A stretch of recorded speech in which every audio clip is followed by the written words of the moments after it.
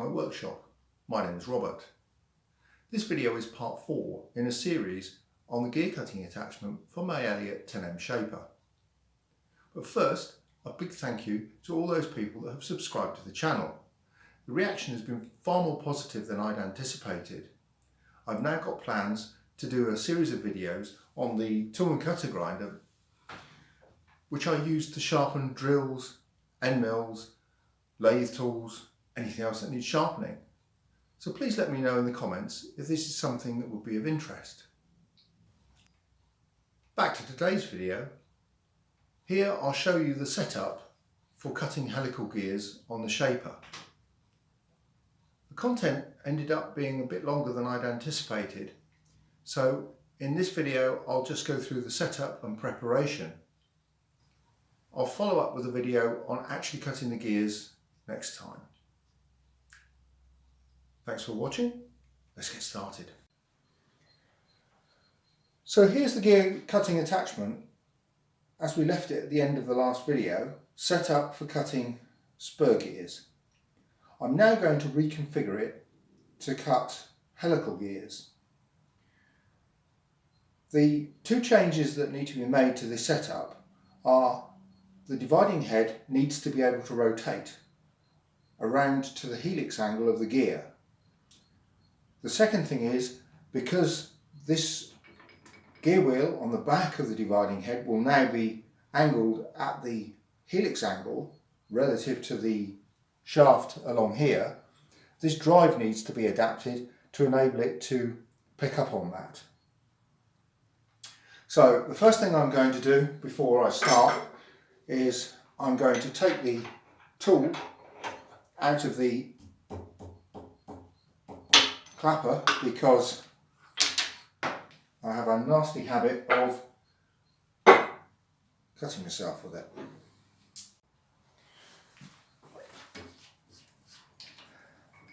So to take all these gear wheels off, as the ratios will be wrong for the next gears that we're going to cut.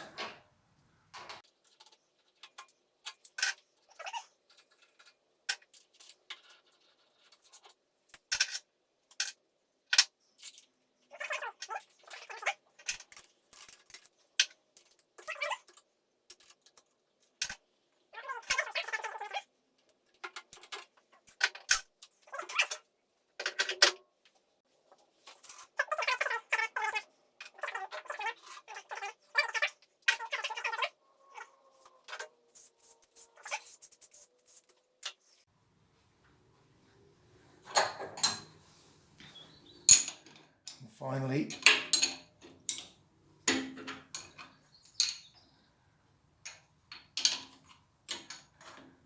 this Y shaft is going to be removed, more chips.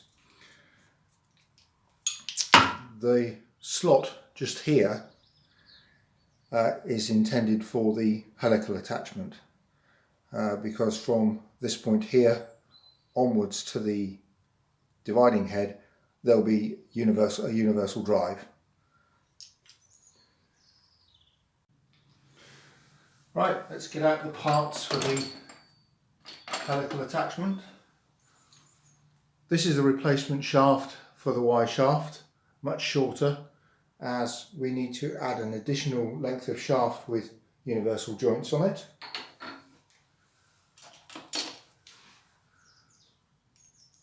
This is the shaft with universal joints on it. At this far end here we have this bar which is bolted onto the banjo and provides an anchorage point for the far end of this shaft. And finally, depending on whether you're cutting left or right hand gears, this shaft is needed to extend the end of the Y shaft if the dividing head is angled away from the driving side of the table here. Whilst talking about universal joints, this is one of the universal joints that I made, and I thought I'd just disassemble it and show you how I made these. I looked at buying them, but they're frightfully expensive. So the whole thing is put together with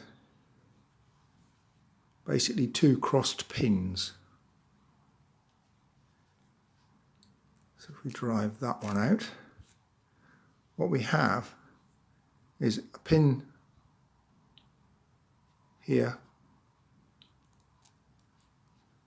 which assembles onto these 2 pins which have miters on them to make sure we have a good contact, and therefore we have a little cross.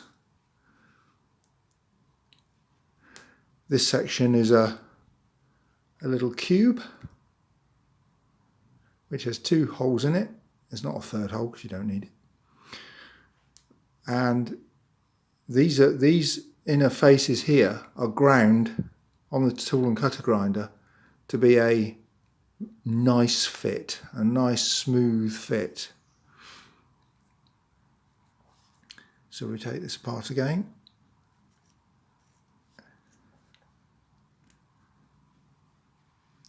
This pin assembles through the middle. We line up the hole. We assemble the other half on here. It's a little M3 screw. It goes right through, and then this one goes on. And my big fingers have got all in the way, but this stuff is about the smallest stuff that I'm comfortable with.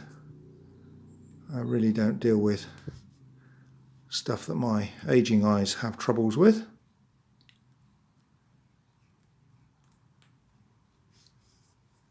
And we do up the screw, and there's our universal joint. To mount the dividing head on the table so that it can be rotated, I have this base which came off of a milling vise. This gets secured at an angle because it's a little bit large for this table, but it's just the right size to attach a plate for the dividing head on. Just slightly snug that down for the time being, and then pick up this plate which has a slot down the middle to match the keys on the bottom of the dividing head.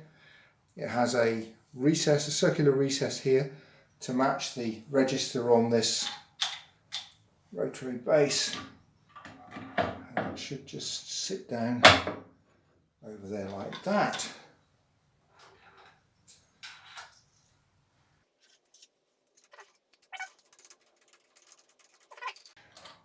On this one, because unlike when you're mounting the dividing head straight on the table, the back of the dividing head stops about here, I extended this plate out quite a long way so that the dividing head can now sit way outboard, and that has the advantage of enabling clearance for a much beefier tailstock. Next we come to the dividing head, which is going to be secured on with a couple of custom made bolts with rounded off square heads which fit in a recess underneath the plate here. So we'll lift this lightweight dividing head, clean off the chips on the bottom,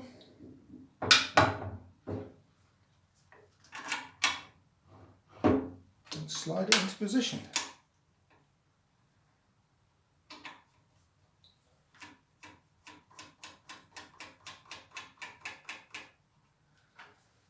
Do that one. Put the one in at the back.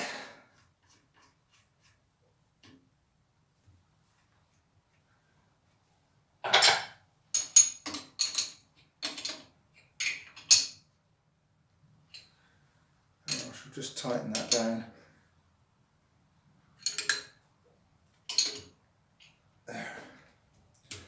So there's a dividing head on there.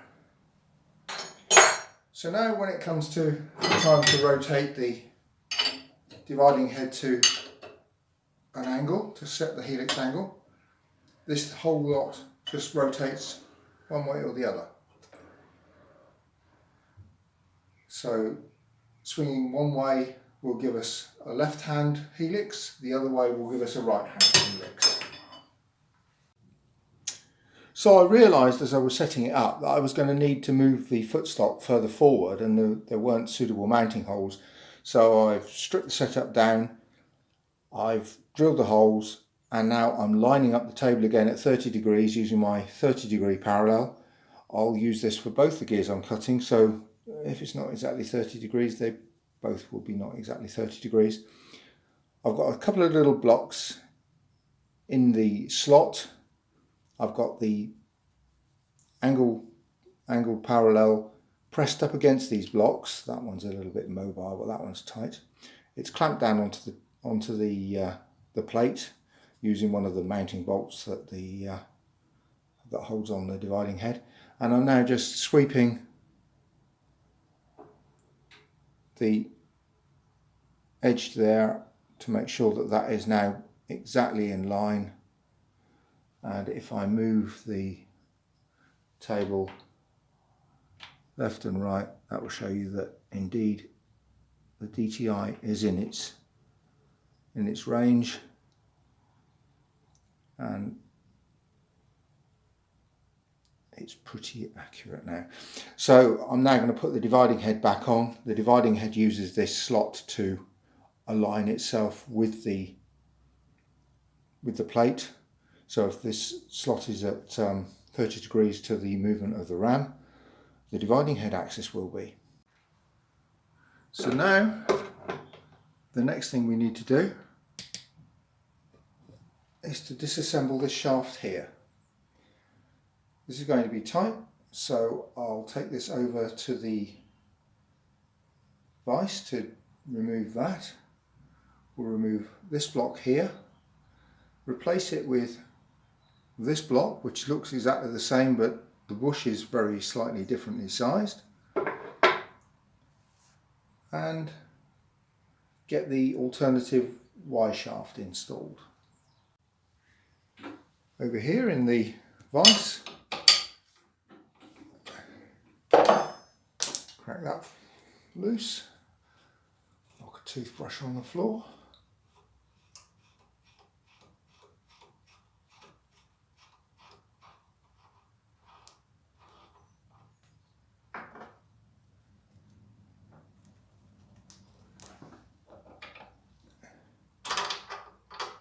That's a nice fit, just loose enough to remove by hand, and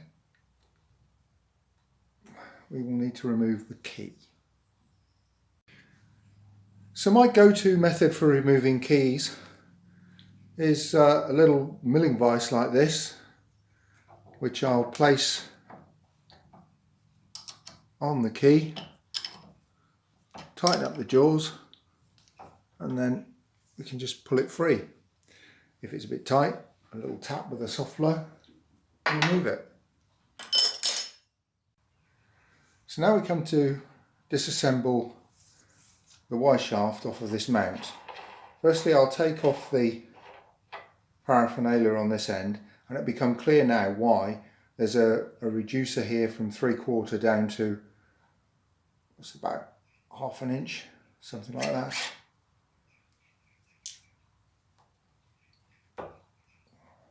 Again, we have another key in here.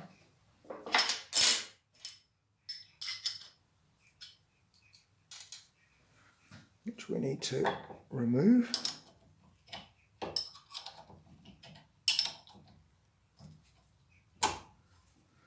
Like so.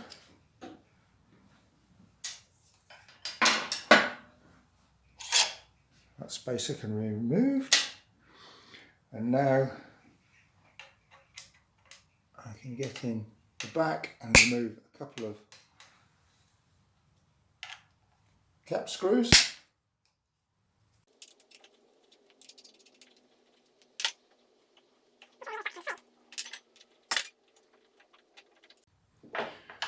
and then the whole shaft just slides out, and there is the overall Y shaft.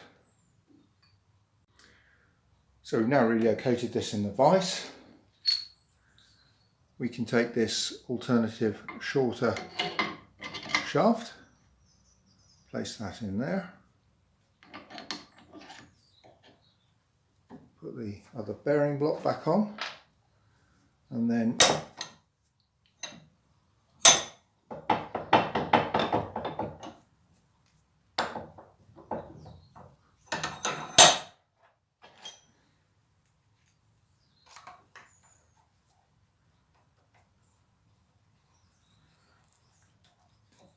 tighten the 1/4-20 screws. I use domed head screws, domed head cap screws in here rather than socket head ones, normal socket head ones, because they're slightly lower profile, and this material is only about 10mm, 3/8 of an inch thick. We now have this shaft, spins very nicely, a little tiny bit of play in it, but that's not a problem.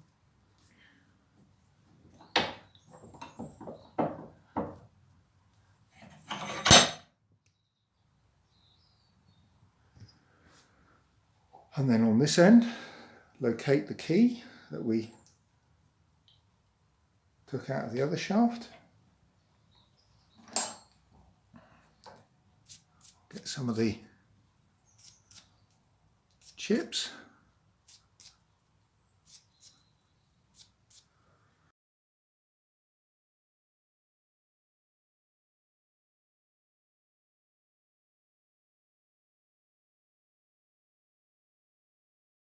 Pop that on there.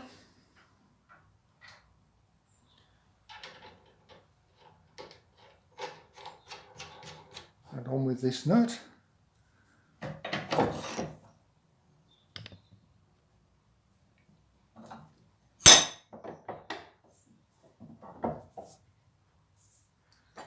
Secure that in the vise.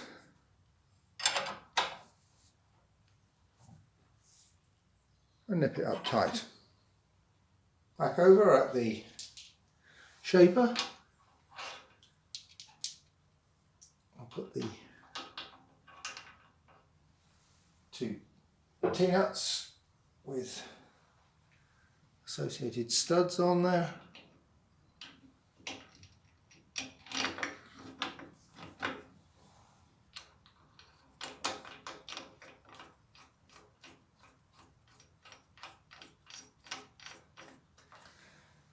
And tighten up the nuts on there. Now move this into alignment with the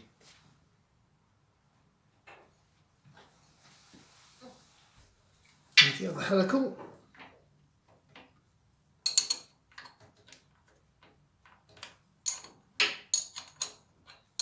So I usually start off with it firmly engaged, and then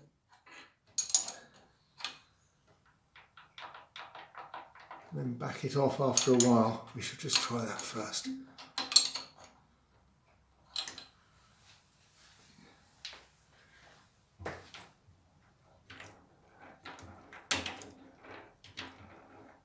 Seems okay. Good. So the next piece to go on is this shaft here with the 2 universal joints on it.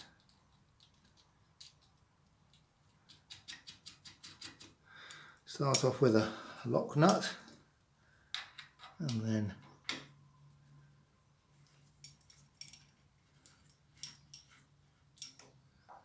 thread this on, and then those need tightening up with a spanner. So I've got the gear train set up, and then this brings me to another problem that will occur with this system, and that is that this shaft here is supposed to feed into this shaft here, and obviously if I get my big hands out of the way, this shaft is too long for this. So I have a shorter shaft to assemble in here, and it's lacking a keyway at the moment, so I'll put a keyway in it and then replace the shaft in here, and then all will be good. So I thought I'd quickly show you the setup I use for putting the keyways in. I prefer a horizontal because the cutters are a little bit more robust than they are if they're little tiny vertical end mills. So what I've got here is I've got a 5/32 cutter. It's 5 inches diameter. The little pin is held directly between the vice jaws. It's too small to get V-blocks around it to get a better grip on it. It's sat on a parallel underneath. There's a couple of parallels to space out, so one of them is guaranteed underneath the centre of the pin. I've moved the cutter over side to side and just use a feeler gauge to guess when it's just adjacent to the jaw. Use the half function on the DRO and moved it into the middle. I've then advanced it over the pin and just touched off on the surface. This pin is 1/2 inch diameter. Measuring from the bottom of the slot to the other side of the pin gives 3/8, so I need to cut a slot 125 thou deep, 1/8 of an inch, and I'm going to take this in one pass. So let's get to it.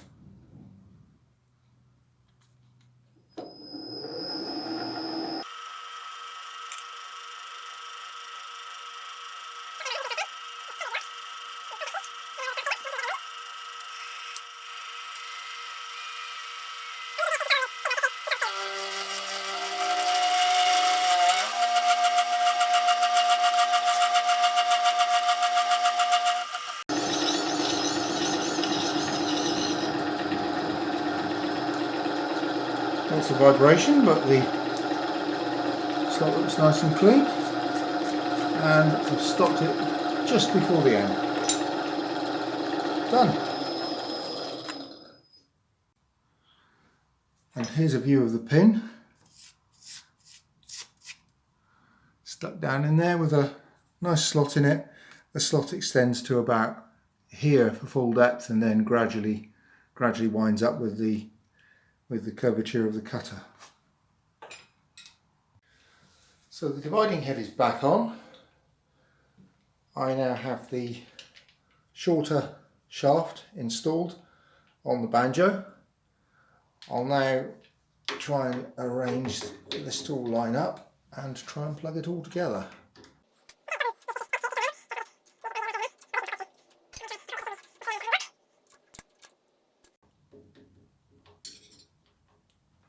Looks like that might be okay now.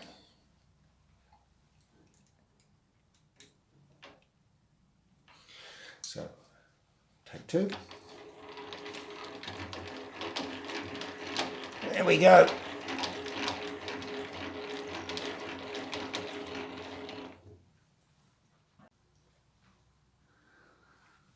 Last part of reassembly of this gear train.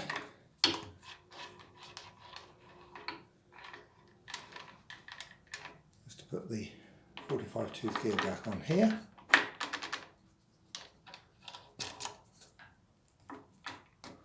Make sure all those are tight. Job's a good one. So to complete the setup, I'm now going to put the arbor in. This bronze gear, bronze blank, will become a 14 tooth 30 degree right hand helix helical gear. Poke the footstock in there for support.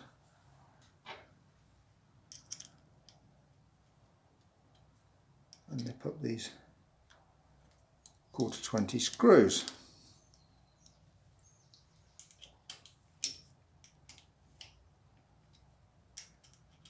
then we can move our attention to the clapper box and the tool. The table is going to have to be lowered considerably compared with the previous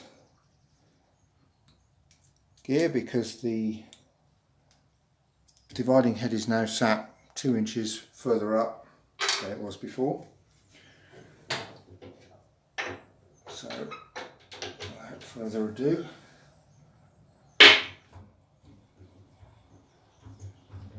we'll lower this.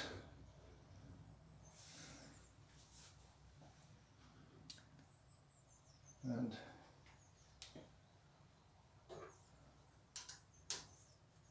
loosen off the screw and allow the clapper to flip.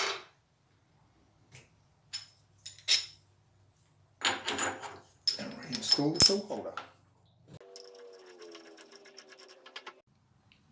I had a comment in the last video about the amount of stick out on this tool bit which I use to cut the gear, and it needs to stick out at least a couple of inches in order to provide the clearance to make sure that the tool holder, the little tool post, doesn't crash into the dividing head.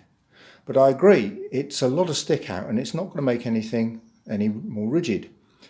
Now, as one of the gears that I'm intending to cut is going to be in steel, which is considerably more resistant than aluminium to being formed, I have decided to try and use this, which is a Jones & Shipman Shaper tool holder. This obviously is going to be an awful lot more rigid. It fits in on the tool post on the clapper box quite well. The only thing is it's designed for use with 3/8 by 1/4 tool bits, and this is the only one I have. It's been ground up for general shaping purposes, and I don't really want to chew it up to make gears with it. So you can't fit that into this tool holder as it stands. So what I've done is I've made up a replacement here out of EN8. I haven't hardened it yet. This one is hardened, but I shall try it without. This is 1/8 of an inch longer in the slot dimensions, so that it should accommodate this tool bit, and I will fit that to the shaper and cut the gear with that, see if it improves things. So let's put it together. Take that out, tool bit falls out, that comes out. Now this needs pressing out. So over here at the press, to try and remove this, let's find a hole that it'll fit in. There we go. Separated. And now with this apart, that's a very snug fit in there. Not quite as tight as the original. This tool bit just fits in here. So a little bit of play. That can go in here like this and then reassemble it. Now I'm considering running this at an angle as well, because it means that I can run the table more to one side of the cross slide and avoid the spline shaft poking out so much. So next thing to do is to grind up the tool bit. Okay, over at the tool and cutter grinder, first stage in sharpening the tool bit, I have a piece of 1/4 inch or 6mm tool steeling tool holder here. Just going to snug it down. All I'm going to do is to grind a small flat on it, which I can then measure to gauge the angle. The angle is set by this top part here. That sets the 14.5 degrees that we want to grind on the side of the tool. The relief we'll put on with a separate axis afterwards, but for now we'll get this going and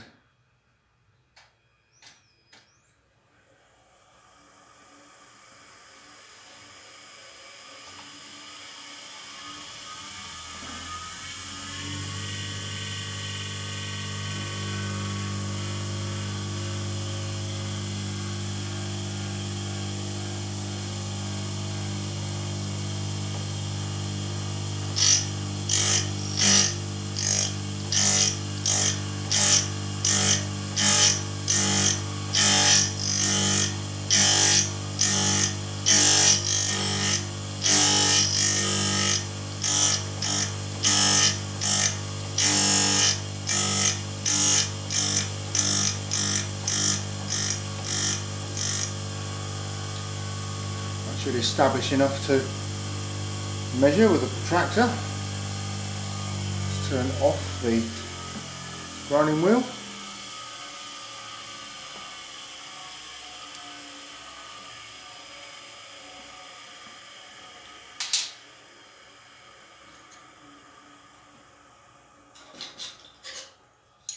And now we're going with a protractor and see what angle we're grinding. I'll just hold it up to the light off camera. Looks about right. So now it's time to do the tool. What I'm going to do, I have this canted over towards the wheel about 8 degrees. This top part is still at as close as I could get to 14.5 degrees angle. The tool bit will be upside down in the holder to grind the side that's nearest the wheel. Then I shall flip the tool over and angle it back to do the other side, and that will give me the two grind angles that I want. The angles on either side, the 14.5 degree angles on either side, will then be the same as they are basically ground in the same setup.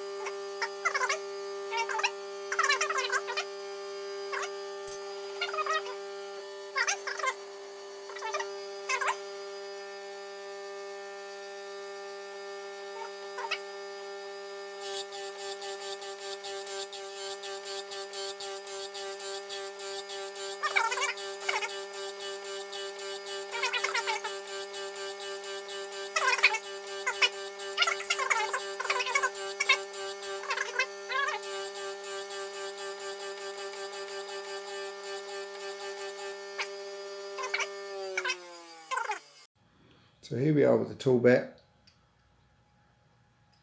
and the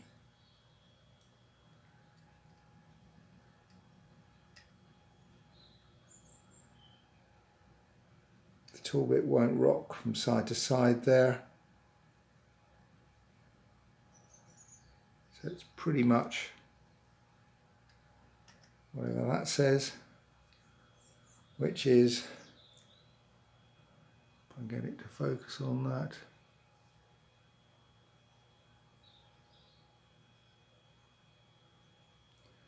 it's probably about 125. So the width is within a thou.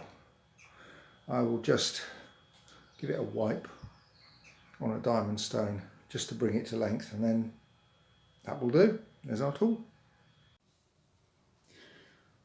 So time to assemble the tool into the shaper. I've put the tool in this holder at this angle. There's a good reason for that. If I put it straight, then it's going to poke up here, and that will mean that this part here will not be able to come any lower than the end of this tool. I don't particularly want to cut this in half. So I've put it at an angle here at 45 degrees. So I'll mount it like that in the shaper. That will push the table off to one side, but that shouldn't cause any problems. So let's do that.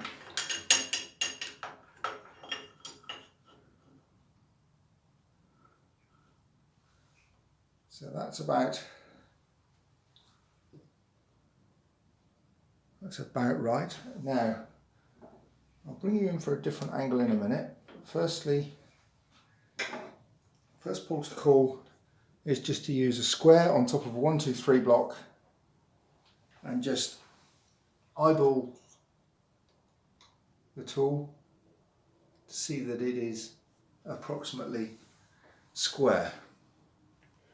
So here we are after 10 minutes of messing around. This is not perfect, but this is going to have to do.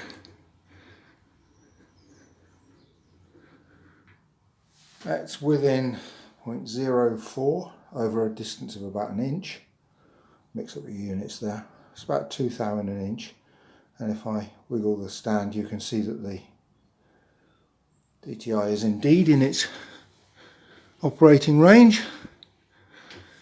That's taken ages just to get it there, because obviously you've got to tighten up the screw when you're finished and then it moves. And anyway, so we've got the tool installed. Everything needs tightening up now, and then we're ready to start cutting.